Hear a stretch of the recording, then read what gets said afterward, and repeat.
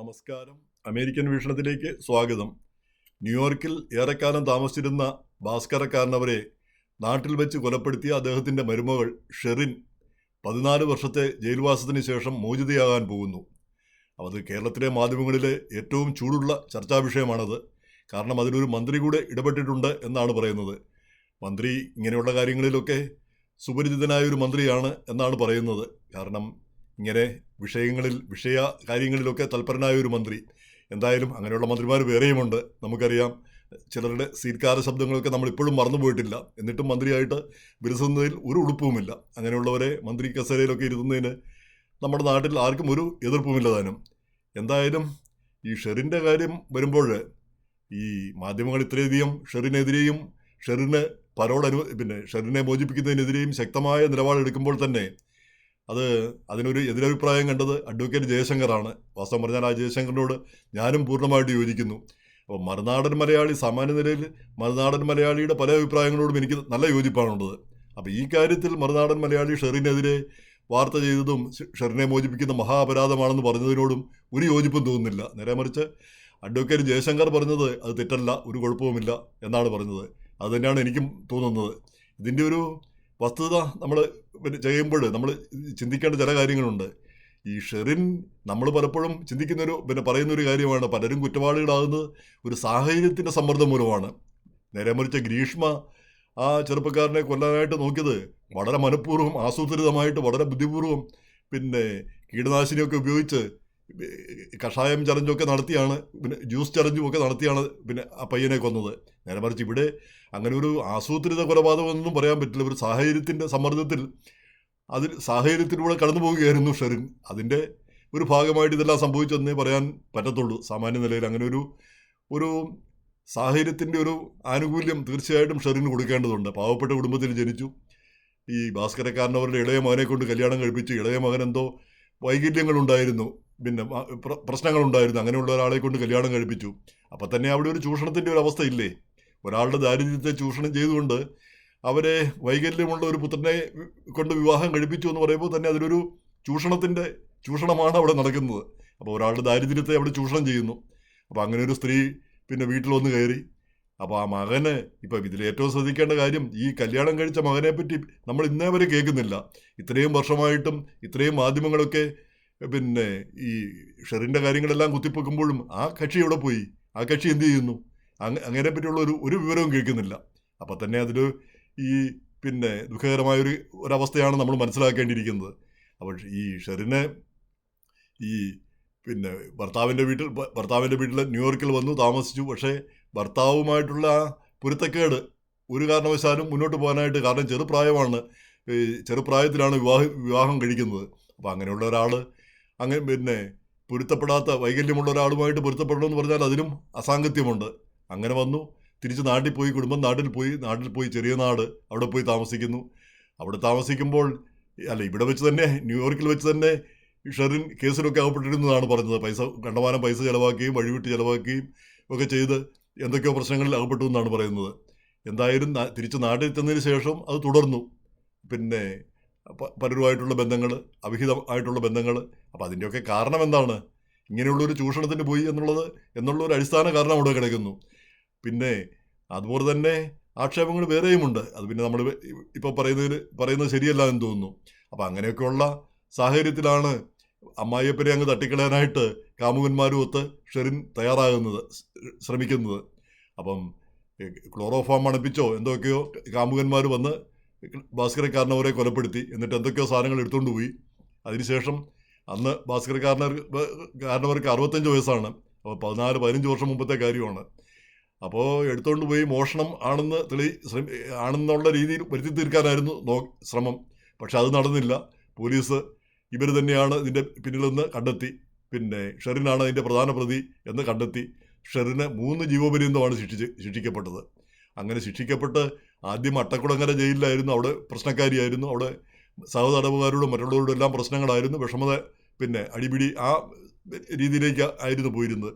പിന്നീട് കണ്ണൂർ വേറെ ജയിലിലേക്ക് മാറ്റി. ഒടുവിൽ കണ്ണൂർ ജയിലിലായിരുന്നു.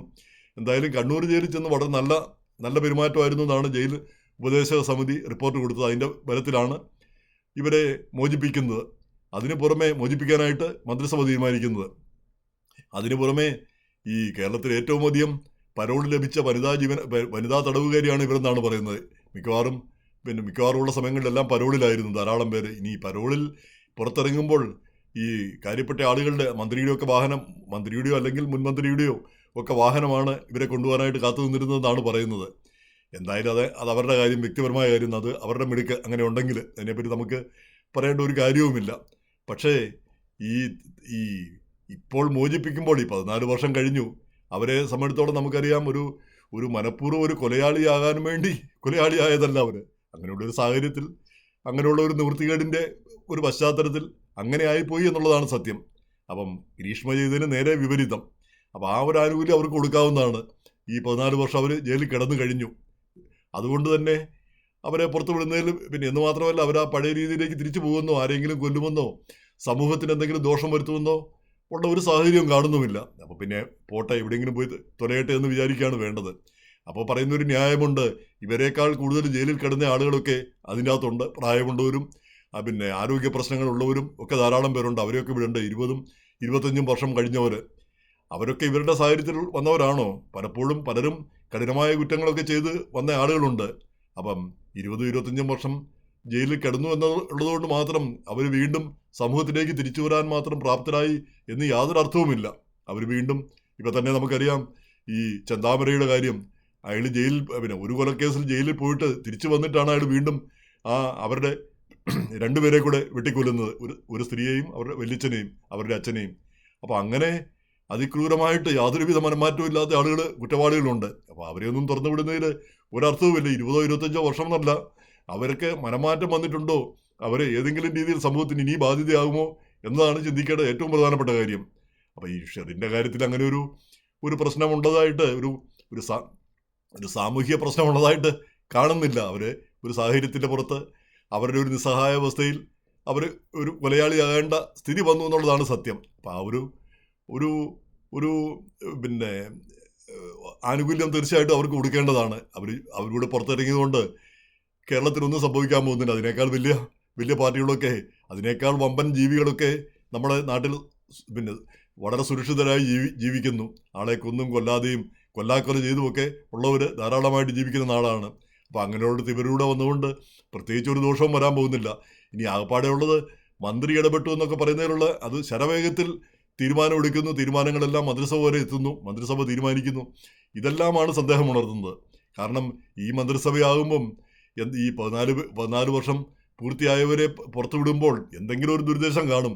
വേറെയും ഇതുപോലെയുള്ള കുറേ പേരെ തുറന്നുവിടാനുള്ള എന്തെങ്കിലും കരുക്കളായിരിക്കാം ഒരുപക്ഷെ ഇത്. ഇങ്ങനെ ഒരു പ്രീസിഡന്റ് ഉണ്ടാക്കി വെച്ചിട്ട് അതിൻ്റെ നേരത്തെ പറഞ്ഞു വിട്ടില്ലേ, അതുകൊണ്ട് ഞങ്ങൾ ആ പാരമ്പര്യം അനുസരിച്ച് ഞങ്ങൾ മറ്റുള്ളവരെയും വിടുന്നു എന്ന് വരുത്താനോ അങ്ങനെ വല്ലതൊക്കെ ആയിരിക്കാം ഒരുപക്ഷെ.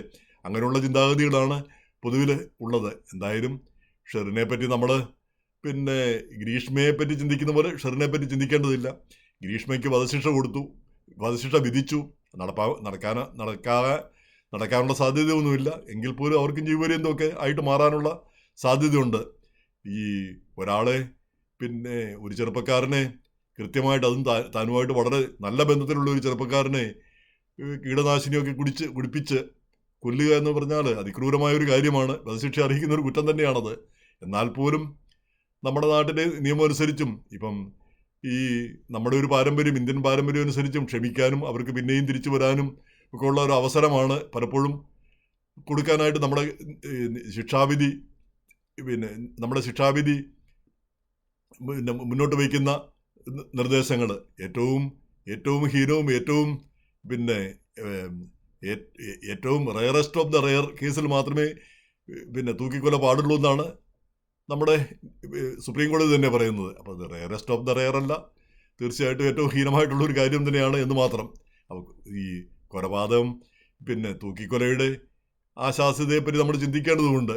ടെക്സസിലും മറ്റുമൊക്കെ ധാരാളം പേരെ തൂക്കിക്കൊല്ലുന്നു, ചെറിയ കേസുകളിലും ഒക്കെ പെട്ട്, ഒരു കൊലക്കേസിലും മറ്റും ഒക്കെ പെട്ട്. നേരെ മറിച്ച് മറ്റു പല സ്റ്റേറ്റുകളിലും അതൊട്ടില്ലതാനും, തൂക്കിക്കൊല ഇല്ലതാനും. അതിന് പകരം ആജീവനാന്തം തടവിൽ കിടക്കുക, ഒരിക്കലും പരവളില്ലാതെ, ഒരിക്കലും പുറത്തു വരാത്ത രീതിയിൽ അകത്ത് കിടക്കുക. അതാണ് ഇതിൽ കുറെ കൂടെ നല്ല ശിക്ഷയെന്ന് തോന്നുന്നു. അപ്പം ഈ കൊല്ലാനും മറ്റുമൊക്കെ ശിക്ഷ വിധിക്കുന്നതും അതിനെ ആഗ്രഹിക്കുന്നതും ഒരു മാനസികമായ ഒരു പ്രശ്നമാണ്. നമ്മൾ ചെറുപ്പം മുതൽ ചിന്തിക്കുന്ന പഠിക്കുന്ന ആ ഒരു രീതി കൊണ്ടായിരിക്കാം അതിനോടുള്ള ഒരു താല്പര്യം തോന്നുന്നത്. എന്തായാലും ഷെറിൻ്റെ കാര്യത്തിൽ സർക്കാരിൻ്റെ തീരുമാനം അത്ര തെറ്റൊന്നുമല്ല. അതിനെതിരെ മാധ്യമങ്ങളും ഒക്കെ കൂടെ ബഹളം വെക്കേണ്ട ഒരു കാര്യവുമില്ല. അവരെവിടെയെങ്കിലും പോയി ജീവിക്കട്ടെ.